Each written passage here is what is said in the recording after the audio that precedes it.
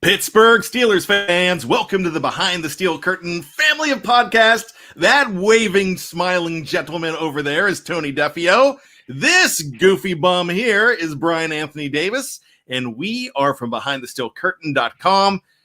And we are so glad to have the forum to hang out with you, our BTSC family, whether you're checking us out right now live on YouTube, or if you're on the podcast platform on any place that you find your favorite podcast, you're going to find all of the BTSC shows. There's so many of them, and we're glad to bring them to you. What we used to say, well, Jeff still says it. Jeff Hartman, co-editor, says, hey, we're your one-stop shop.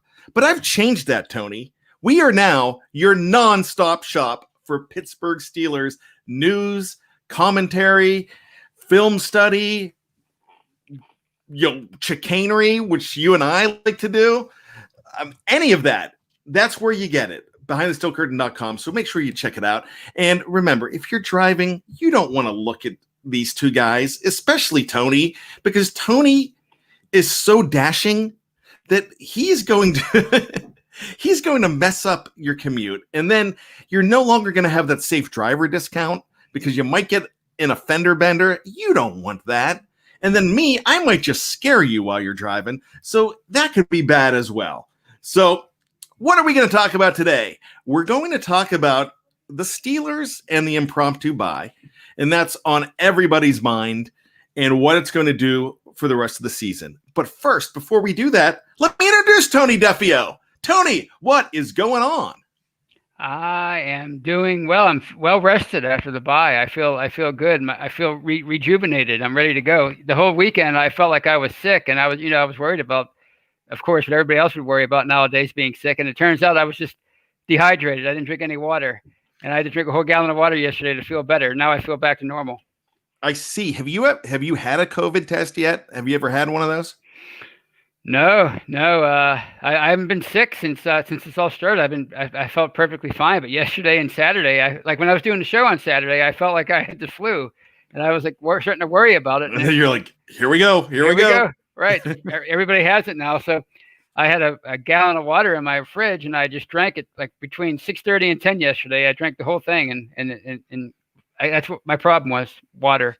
Well, it's funny. The reason I asked you if you've ever taken a COVID test, I haven't either. My wife and daughter have, and they said it's pretty brutal going up your nose like that. But one of the main reasons I bring it up is watching the Los Angeles Chargers during Hard Knocks. In the very first episode, they show those guys and the Los Angeles Rams as well, because they did both teams, and they show them these grown men that will beat your brains out. Aaron Donald was afraid of it. Aaron Donald didn't want that thing going near his nose. He's like, you're gonna prick my brain. Don't do that. And it's funny. These grown men, these tough guys, are like, you're gonna do what? It's really funny. Just the thought of it makes my eyes water. You know what? I mean, I've had years of sticking my finger up there for my first 12 years of my life. So, I mean, it's probably going to be easy. No, I digress. That was just stupid. I'm joking. Big news in the NFL today. Week 4, the Turk came down on a coach. Tony, tell us about that. Yeah, Bill O'Brien was given the axe. The Texans, who were up on the Chiefs last year in the divisional round, 24-0 at Arrowhead Stadium before losing that game. If any coach, you would think he was one of the few coaches that were safe, even though I'm not a big Bill O'Brien fan, but you would think he'd be safe. But after 4 games, he got the axe. Texans started out 0-4. They had a pretty tough schedule to start the year, but I guess the expectations were a little bit higher than 0-4 for sure. Well, here's what I want to ask you. Do you think, and you brought it up, do you think that losing that huge lead to the Kansas City Chiefs in the playoffs, that they're like the Atlanta Falcons and they never recovered when the Falcons lost that 28-3 lead in the Super Bowl? Do you feel like that's something that the team hasn't recovered from? They've had horrible luck, and they've had they should have fired the GM. Oh, wait, they did. Bill O'Brien's the GM in Houston as well. Mm-hmm. That's the GM Bill O'Brien is worse than Coach Bill O'Brien, if you ask me. I thought Bill O'Brien was a good coach. And I got to tell you, I really liked this team last week. I love Deshaun Watson. Of course, I love J.J. Watt as well. David Johnson's a good player. That is a good team. I was afraid of that team. But my question to you goes back to that. Do you think they couldn't recover? It's a tough thing to recover from. When you're up 24-0 in a playoff game, I think most players would think that they're going on to the next round. And I realized the Chiefs came back pretty quickly. You know, the Falcons was more of a slow burn with the Patriots coming back in the second half, whereas the Chiefs kind of they have almost a historically great offense, and they came back pretty quickly. But still, when you're up 24-0, I think you expect to win that game. And with the failures that they've had so many other times in the postseason in previous years, combined with what happened in that playoff game and then the 0-4 start, if you want to throw in the DeAndre Hopkins trade that nobody really liked, I think it was a combination of a lot of things. You know what? I'm really bummed about this whole thing because my thought was that if Bill O'Brien remains the general manager of the Houston Texans, then what's going to happen? He's going to trade TJ Watt. Excuse me, not TJ. We have TJ Watt. He's going to trade TJ's brother, JJ Watt, to the Steelers for a Permani sandwich and a Giant Eagle gift card. Yeah. That's what's going to happen. I mean, really, after that DeAndre Hopkins trade. Now, David Johnson's a good player, but that's not a trade. That's still not an equal trade, if you ask me. I'm thinking here that this team just they really killed themselves in the offseason when they went ahead and made that trade for DeAndre Hopkins.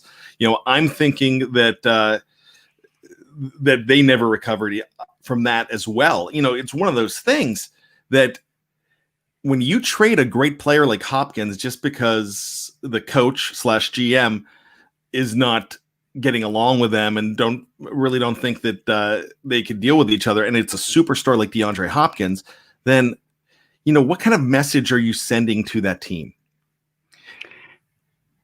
You're sending, basically, you're saying that the coach, you have to get along with the coach or else, and obviously you want the players to get along with the coach, but if I'm a player on that team, I'm thinking, well, if I have any kind of disagreement with him, he's going to either cut me if I'm an average player, or if I'm a star, he might want to trade me. And Joey Jr. Is saying, Rochester Joey Jr. is saying that they said Hopkins went rogue a lot, Tony. Now, we have seen that. We have seen that in Pittsburgh with Antonio Brown going rogue. But here's the deal. The Steelers still went to the playoffs with AB. They had a coach that was able to handle him for the most part. Let's just say for the most part. Right. So you know what? I think there's just a difference that maybe the wrong message was sent there as well, because those players, Deshaun Watson wanted DeAndre Hopkins. The players wanted DeAndre Hopkins there. The Steelers were of Antonio Brown. And I still go back to the fact that if you make Troy Polamalu angry, then you're a jerk. And that's all I'm saying. That's what happened in the Antonio Brown saga. He got Troy so mad that Troy wanted to pop him. Right. And now, but you have a situation where the Texans players were devastated when they dealt this player away.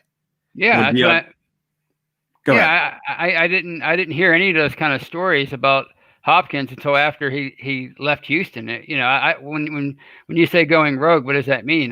With Antonio Brown, it meant he didn't stay on campus at training camp, and he had his own set of rules. And is that what it meant with Hopkins? I'm not sure, but as you said, his teammates loved him, and he was arguably the greatest receiver in the NFL. So it just, to me, I think that had as much to do with him getting fired as anything else. So, I want to mention our live chat here. Remember, feel free to check us out in the live chat. A lot of familiar names. I want to mention some of them. I can't mention all of them, But Sean Manahan, Nathaniel, Just Me is in the house with Black and Gold Steeler Hearts. Daredevil's here. Kathy, Kansas Kathy's here. We've got Dave Shipley, Ryan O'Toole, Steelers Pittsburgh. Felicia's in the house as well. I'm looking down, Double HH, Asiatic Noble. I hope I'm pronouncing everything correctly. Ezra, hey, what's up, Ezra? Ezra's here. Joey Jr. from Rochester. We mentioned him earlier. Corey Stainbrook's in the house. Hey, Corey. It's great to see all these names, all our friends here. Reggie Rivers, Jovman, Ben Isaiah's here. I mean, this is our Steeler family, and we do this. Alex Flores is in here too. I hope I didn't miss anybody. I hope I tried to get everybody that I saw right away. But, we love doing this. And we love doing it with you guys here. So I want to ask you guys a question. Live chat, here's a question for you. And including AJ Gavin. AJ Gavin's here too. And he's not scared of Burrow at all. Sir Bradley, actually, he's more scared of Burrow than Baker Mayfield. And to quote Jeff Hartman from yesterday, he said it over and over again, Baker Mayfield sucks. He kept on saying that. And I'm the guy who challenged Baker Mayfield to a fight last year. I'm not going to do that this year. I mean, that was very unprofessional. But, I just want to ask the live chat here. Are we feeling better about the fact that the bye came early? Because I am. Tony, are you feeling better now that the bye's here and gone? Yeah, I mean, it was disappointing, but it really didn't bother me all that much because, when you've been watching them as long as I have, you get used to pretty much everything, although this is such an unusual year. But, it's buys, it's gonna happen at some point. And like I wrote about last week, usually you kind of know when it's coming. This year would have been week 7. So this one, it kind of came out of nowhere. So, it's like being under anesthesia for surgery. You're up. You're recovered. Now it's on to 13 more weeks of football, presumably. Man, I don't come out of anesthesia well. I don't. And I'm not a redhead. My daughter's a redhead, and I've always heard that redheads have more problem coming out of anesthesia. But when I had my cancer surgery back in 2003, they were screaming at me and yelling at me to wake up. And I was like, I could not wake up. And so I know what that fog afterwards is. You're like, oh, and then I'll never forget. I get out of surgery. I turn on the news and I find out that John Ritter and Johnny Cash died. And I was my goodness. It was just horrible. So I could tell you more about that instance with a robot scaring me. So many things happened, and it's all true. Sorry, it's crazy. We'll do that. That's a 2 a.m. story. We'll do that another time. It's not a dirty 2 a.m. story. But what I'm saying is, I know what that anesthesia fog is like. There's some people that they're still mad about the bye. Right. And, of course, there's nothing we can do about the bye. I don't blame you for being mad.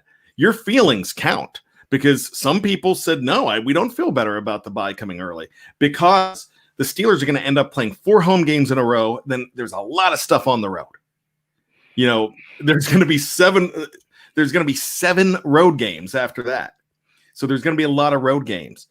But I want to go back, Tony, to something that you know well. We've talked about this a lot, and you know a lot about it. 2001. We all know about the great national tragedy that happened on September 11th. Right. Week 1 was September 9th. It was a bad game against the Jacksonville Jaguars. They lost that game like 30-3. I mean, it was terrible. Right. I don't know the exact score, but they got crushed. So 2 days later, after that game, we have that terrible Tuesday, and there's no games the next week for week 2, which there shouldn't have been. Because right.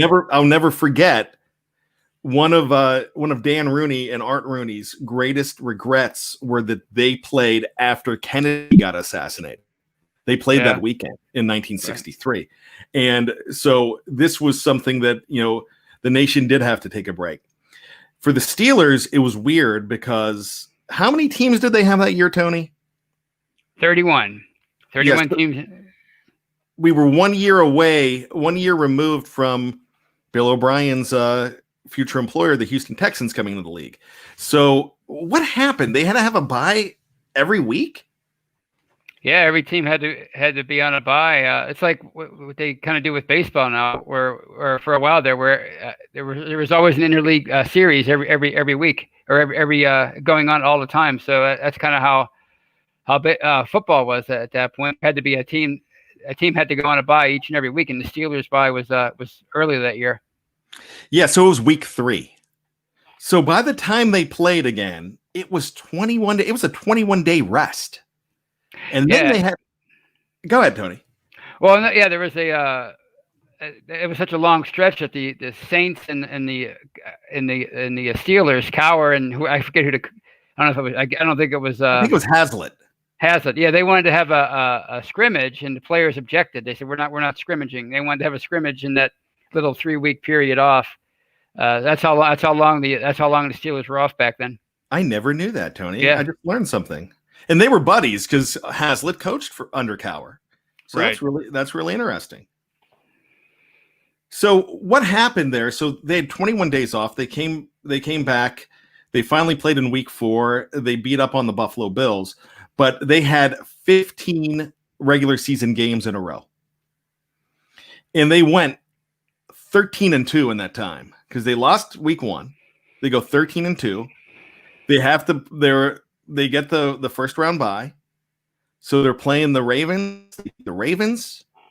And then what's happening? They're playing the Patriots in the AFC Championship game. 17 straight games. They go 14-3 over that stretch. That's not a bad stretch, Tony. Yeah, I mean I realized times are changed, and excuse me, and we're more concerned about players, the safety of players than ever before. With the concussions, everything with that over the last decade or so. But I mean, they went decades playing 16 games in a row, and nobody thought anything of it. So I don't think that this is as big a deal as people are making it out to be. It's ideally you want to have the bye in the middle of the year, and that's when it would have been for Pittsburgh. But week 4, if you're talking about a serious injury, it really doesn't matter when the bye happens anyway, as far as being able to recover in time for the playoffs. So as far as bumps and bruises, I mean, if 13 weeks or 8 weeks, really, what's the difference by that point? As far as I'm concerned, if a football player by the end of the regular season is going to be feeling pretty darn bad, regardless of if their bye was in week 4 or week 8. Now, this is great. I love this quote, and I love Felicia. She's awesome. I'm not mad because Ben and the offense often take times until the halftime to warm up after the bye week. Now we get Ben hot and ready like Little Caesars. His arm is strong too. I love it. Now I'm hungry for pizza, Felicia. Look what you've done to me.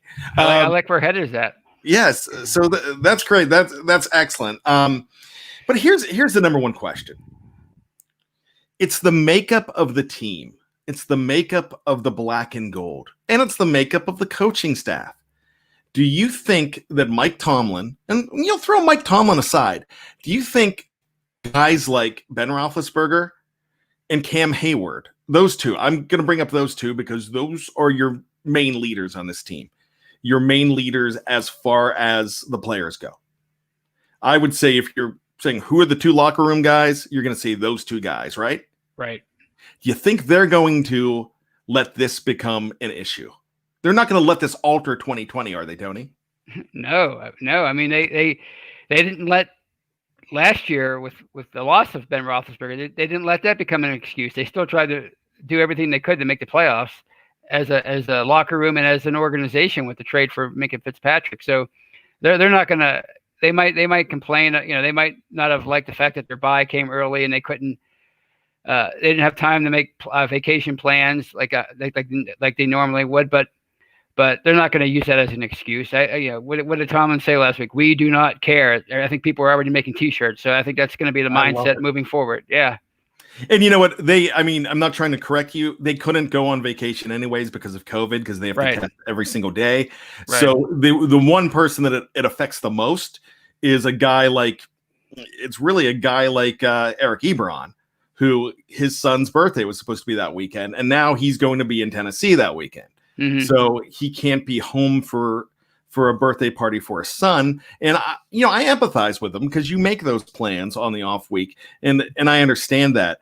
Now, the one last question about this ended up having 18 combined Titans and staff affected by this. A big woohoo goes out today for the fact that nobody tested positive for the first time since this all started today.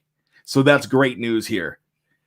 Reports have come out that the Titans may have been negligent in a few things. Reports have come out that the Titans might be punished for this. They're not going to punish them with a forfeit, but they're going to punish them probably with a fine. Like we saw the Raiders get a huge fine for letting people that weren't authorized to be there in the locker room. Mm-hmm. They also had a fundraiser without the proper equipment as well, but they might take away draft picks. Now, here's my question here, and this will never happen, but here's my question. Don't you kind of think that if they have to forfeit a draft pick, it should go to the team that they inconvenienced the first week? I mean, I can see that. I mean, I don't. That might be a bit of too much of an advantage for as far as the other teams are concerned. They might not like that very much. But I could definitely see them losing a draft pick or being heavily fined for this, because we see what can happen now. You only have so many chances if you're at the NFL to get these games in within a 17-week span. So they definitely need to be. If they were negligent, I don't believe in a forfeit at all, but I definitely believe in punishment via a loss of draft picks or a heavy fine. I really don't think that would happen. I would be mad if that happened that's something that would benefit the Patriots or the Ravens. I really don't think that would happen, but in the back of my head said, hey, if you're going to take a draft pick away, why not? Christian Cahill says this. He's like, really, their punishment should be that they have to trade Derrick Henry to the Steelers. How awesome would that be? Well, those guys would stay in a bubble for the rest of the year if that was the punishment. Sean Manahan gives us dubs and says Tomlin strong, and I really believe that. I got to tell you, there's a lot of criticism that Tomlin has taken over the years. Before that, there's a lot of criticism that Bill Cowher took because he wasn't the guy before him. But right now you have a guy that is 23rd all time as far as coaching wins. He is tied with Pete Carroll, so he's the third winningest active coach, tied for third with Carroll. Only ahead of him are Bill Belichick and that other guy in Kansas City, those guys that are facing off tonight, Andy Reid. So, but Tomlin, I think one of his greatest attributes is he knows how to keep a team together. And that's one thing he definitely knows how to do. I still think he's a great coach. I mean, for what he's done, I think he's great. And I could be a Tomlin apologist. I don't have a problem with saying that.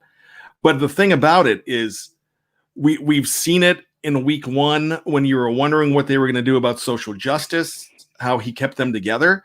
You've seen them throughout the years. You've seen them how he kept this team together through all of Antonio Brown's foolishness. Right. And you've seen how he's keeping them together through this. And he's like, the fact that you brought it up earlier, like, we don't care. I love that. That's what I love about this guy. So, I mean, he is a new millennium coach as far as being able to keep a team together through adversity. We saw it last year again in 8-8 team, a team that went 8-3 without their let's change that. Who went 8-4 without their regular quarterback. So that's really interesting there. So Captain Underpants asks us, guys, any thoughts on BOB being fired? We did talk about that at the beginning of the show. to recap that, Bill O'Brien just could not keep that team together, especially after the trade, especially after the bad start. I still think that's a good team. That's a team, Tony, that I would not be surprised. I don't know who the interim coach is, but I wouldn't be surprised if they reeled off a few victories and were an 8-8, a 9-7 team and competing for that seventh playoff spot. They really could. That is Deshaun Watson.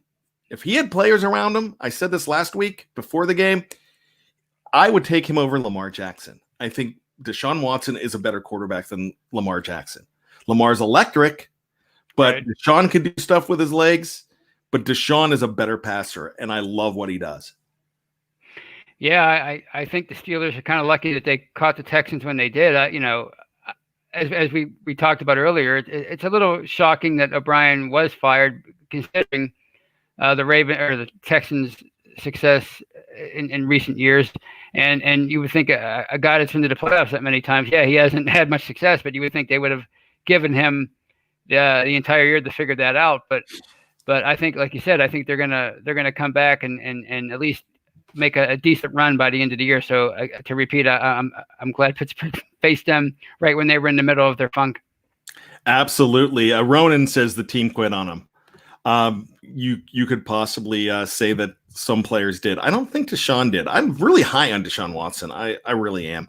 But with that being said, Ezra's going to ask a question before we go to break. How bad is the Texans organization? They just set themselves back 3 years. Nothing for Hopkins. Now the coach GM is gone.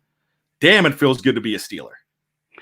And that's why you have to be very careful with the decisions you make when it comes to the head coach and trades and things of that nature, because when you got a player like Deshaun Watson and on the other side of football, J.J. Watt, I mean, these are your cornerstones.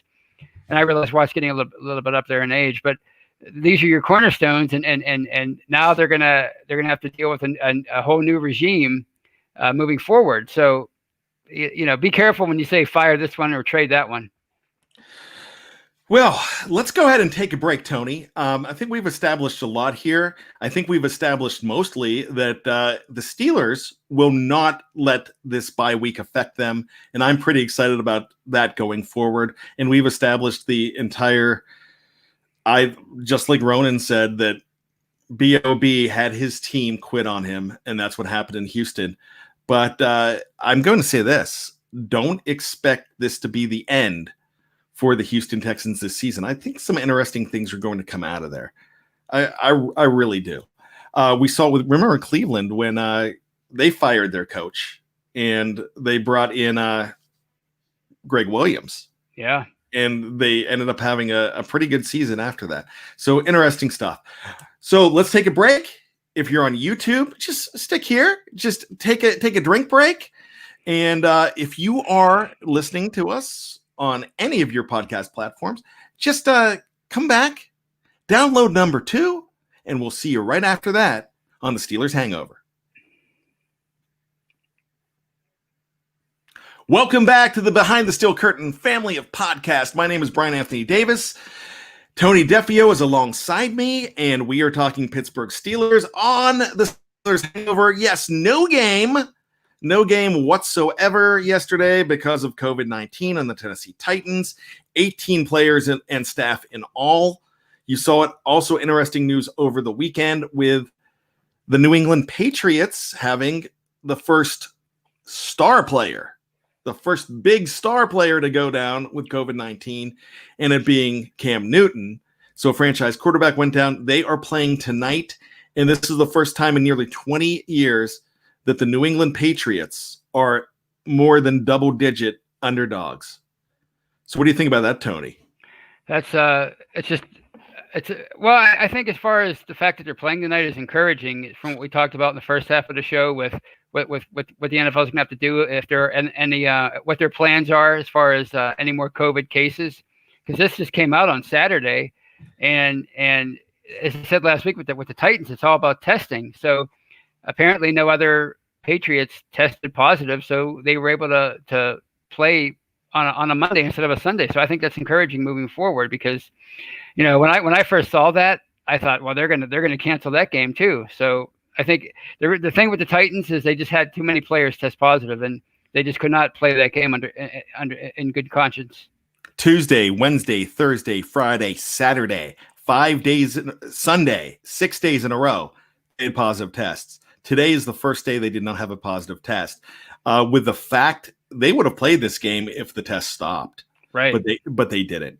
But we're seeing now the Patriots. That's why that didn't happen. So you've got a great doubleheader tonight to go ahead and watch. So that's something fun. Now, I did not get a chance to read it because I was writing for the show. I was trying to get this show ready, and I saw it come across the wire that the NFL has updated their protocol now for when this happens, but I have not had a chance to look at it because it came out right before 5 o'clock. So I don't know exactly what that entails. That's something I need to go ahead and take a look at. If you do happen to know, feel free. We love to learn from you, our live chat as well. Speaking of our live chat, Tony, Dave Shipley. Dave, my man, who's going to get me to a game in Florida one of these days. That's my buddy. And, I'll take Super Bowl tickets too there, Dave. I'm just kidding, buddy. But it's like when your kid falls, you panic, they panic. Tomlin practices what he preaches. He walks the walk. We were just talking about Mike Tomlin earlier. Dave gives us $5 to tell us that, and I appreciate that because that's exactly who Mike Tomlin is to me. And I think year after year, a lot of people are jumping more on the bandwagon as well. So Ezra says, I live in Atlanta. Please pray for the Falcons. I can't stand sad faces walking around all day. We'll see what happens yesterday. Dave saying Jacksonville game is on. I just don't know if I can get there in time, if I'm going to be allowed to get there as far as with planes and all that. But I'll see what I can do. That'd be awesome. Tony, what do you say we turn this into a question and answer show? I love it. Let's do it. All right. So you get to challenge Tony. Let's throw some questions out to Tony in the last 10 minutes of our show. If you have any questions that you want to ask, feel free to. But in the meantime, we're going to go ahead and we're going to read some comments. DJ2YT only. I always want to call him DJ2Y Tonely. And I now know it's DJ2YT only. I'm wondering, do you think DJ2YT is an actual DJ? He could like a be. Mixmaster? He could be. Yeah. I mean, that's quite. I'm glad I don't have that as a password. I would never remember that. Now, I was a DJ, but I was a top 40 DJ, and when I was asked to do a wedding, I never mixed anything. When I did a dance, I would never do anything like that. In fact, I hated doing those. I just liked to be on the air. That was my thing. But he says Steelers 100% got screwed by the schedule change. No denial. The NFL gave the Ravens an advantage over us that previously did not exist. I hear you. I agree with you. However, the thing about this show, the title, will the Steelers let the early bye and having to play all these games in a row affect their season? We all agree that they won't because they have the discipline. And I think that's the thing. They have the discipline. Tony? Well, I mean, when you say they got screwed, I mean, as many people complain about how they play coming off the bye as they do, not having a bye. So the Ravens aren't going to be preparing for the Steelers in the first week of the bye. They're going to be off. They're going to be off at home and doing the stuff with their families. I know they can't travel, as we mentioned earlier. They're not going to be preparing for the Steelers. They're going to be resting, and then they're going to be preparing for the Steelers in the second week of the bye. So I don't know if it's that much of a disadvantage. I think if the Steelers really would have got screwed, they would have had to play 17 games, or they would have had to play 15 games, or something like that. That would have been a real screw job, and not this. This is, to me, like we talked about in the first half of the show. You can. There have been times when teams had their byes in the first month of the season. So Nathaniel Zarate says, do you think we will be able to afford Hilton or will we re-sign Sutton? That's an interesting question. At the beginning of the season, Tony, I was all for looking towards the future for Sutton. Now I'm completely on the Mike Hilton bandwagon. I say you do what you can to keep this guy. Yeah, it's going to be a tall order because as I've said many times, I think he's gonna command some big money. Finally, I think he's earned it. An undrafted free agent, he really hasn't had much leverage in his career up to this point. Now he's going to get it, and I think he's going to command a huge salary. I'm not so sure the Steelers are going to be able to keep him. I hope they do because I really like him. So yes, Sutton might be the answer, or it could be a guy like Sean Davis. He's a player who's still fairly young and has played slot corner for them. So that might be a role that he takes on in the future for them. I really think Hilton might be a kind of guy that they can afford because he is a slot corner, and they'll find a way to keep him in the fold. He really works well in this defense. I wonder if Hilton's the kind of guy that goes to another team that doesn't shine because of the defensive package that is being played there. I'm not saying that he's a product of the system. I'm just saying he plays this system so well. And that's one of the things that I wonder, and I would hope that I would think of if I was a player, going on to another team, because if I'm making so much money and it's a little more of a discount, but I know that I could stay here, I would. But that's just me. And that's, of course, I'm not in that situation. Tony, this question's for you. Thaddeus Kennedy. Tony, why hasn't Fitzpatrick made any splash plays in the first 3 weeks? To me, he isn't playing All-Pro or even Pro Bowl. I think he's more so than last year. I think he's the last line of defense. He's really playing well this year because they've been so aggressive with the front seven and getting after the quarterback, pressuring the quarterback. Look at how many pressures that they have through 3 games, and the secondary has been exposed a little bit. So I think he's not the playmaker he was last year because he has to be that center fielder out there, literally the last line of defense. I mean, even Mike Hilton, look at how many times he's plus the quarterback through 3 weeks. So I think that's what it is. I'm not saying he can improve because he certainly can, and he hasn't played his best. But I don't think it's anything to be alarmed about. I wasn't asked that question. That was to you. But I'm just going to throw my 2 cents in here and say that I think that Minkah Fitzpatrick is playing better in the eyes of the coaches than he is of the fans right now because he's doing exactly what he's being asked to do. So that's just my assessment there. Here's a great question. Donald Nolan, my buddy here. Will there be an additional Know Your Enemy video for Titans game since it has been pushed back?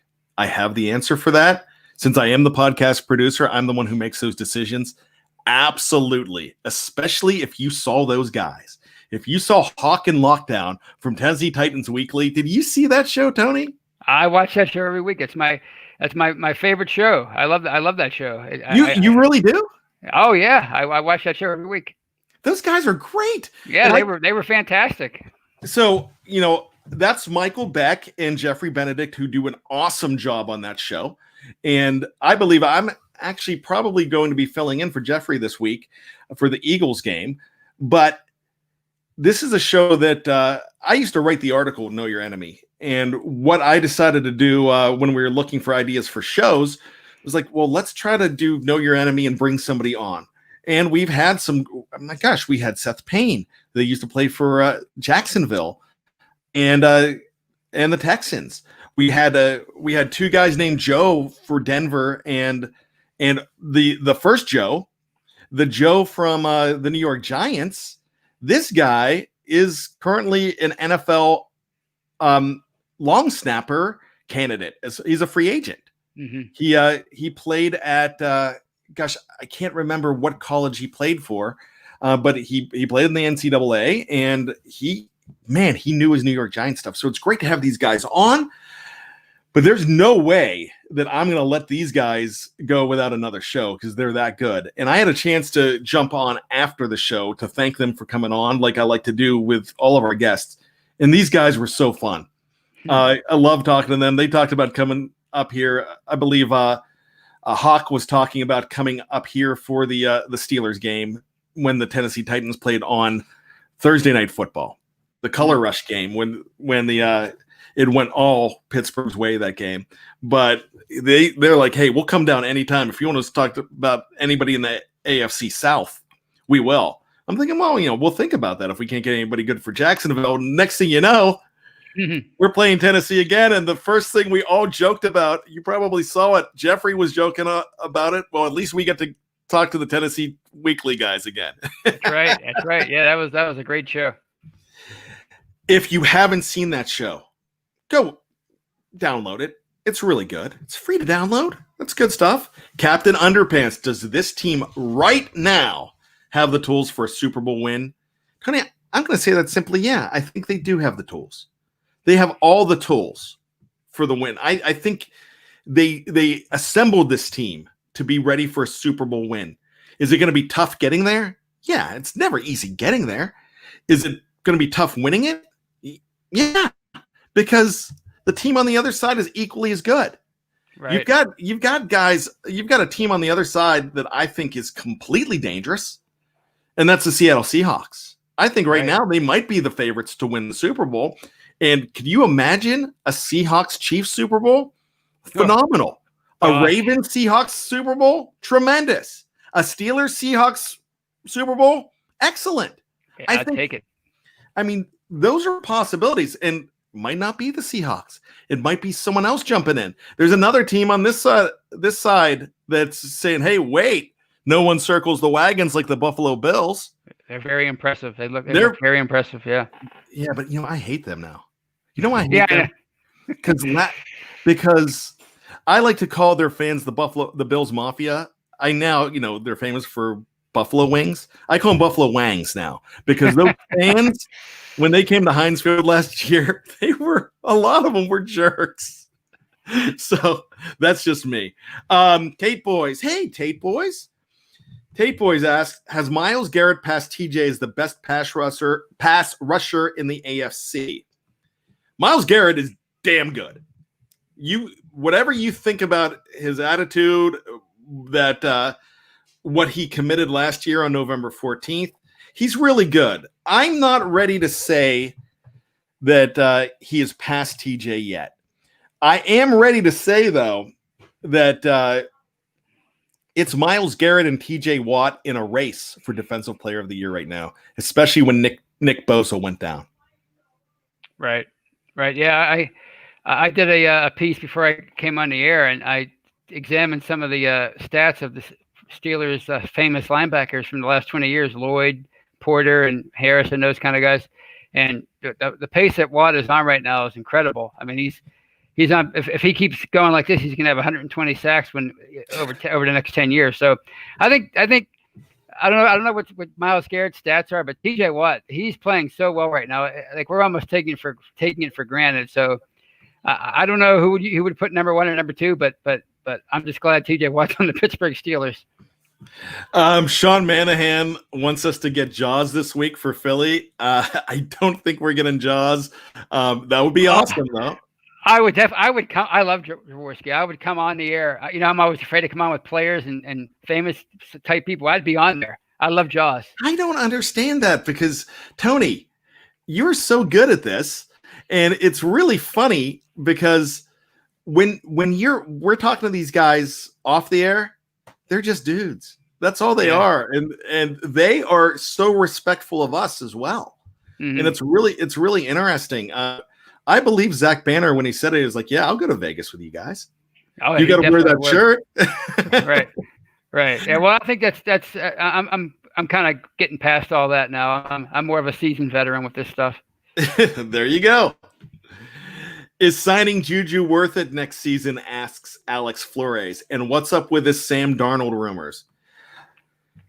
The Sam Darnold rumors. Of course, this is a team that's 0-4.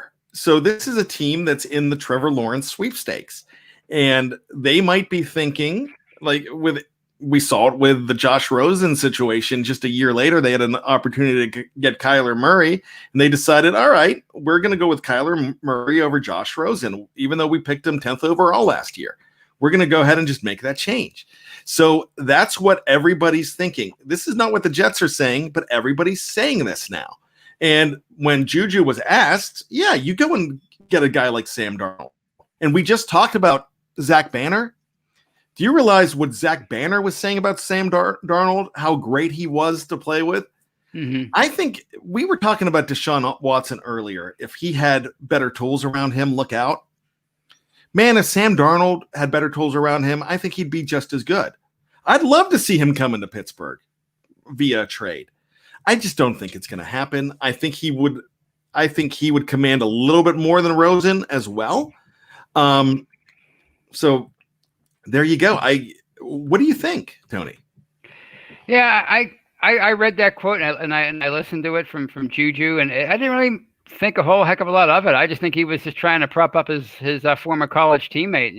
He's saying, that's my guy. I love that guy. I love that dude. So I really didn't think anything of it, but I think it's kind of sobering of what's happening with Sam Darnold, and now people are saying maybe he should come to Pittsburgh, because he was Trevor Lawrence for a few years, or he was the guy that everybody talked about as that premier number 1 overall pick. It didn't wind up that way, but he was definitely a premier prospect, and now look at him 3 years into his career, and he's they're already talking about replacing him with Trevor Lawrence. So it's like with the coach, you better get the quarterback right.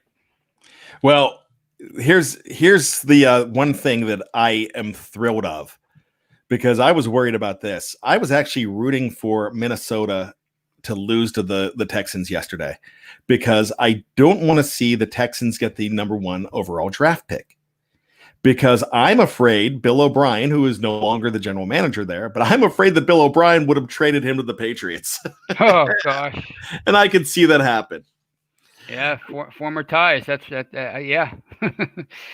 Christian Cahill gives us $5, and I'm having trouble bringing this up, but I'm going to read it. So thanks for the $5, Christian. Greatly appreciated. He asked, what do you think of the new James Harrison commercial for FanDuel? I miss watching him play, LOL. I love that commercial, man. There you go. There it is. I think that commercial is absolutely hilarious, Tony. I love it. He's like, what, do I have to get tackled? He's like, if he doesn't tackle you, he doesn't get paid. And he's like looking all angry. And the beard looks even. Can you imagine if James had that beard when he was playing for Pittsburgh? How scarier he would have been. Oh gosh. Yeah, I'm happy for James Harrison, because you know how much he loves to work out and lift weights, and now he has a reason to keep doing that post playing days. Absolutely. So yeah, thanks for the $5. That is a great question. We're going to go ahead and wrap things up here, Tony. We have a few more questions. I'll go ahead and see if I can take one more. And let me just grab this one. It's Captain Underpants here.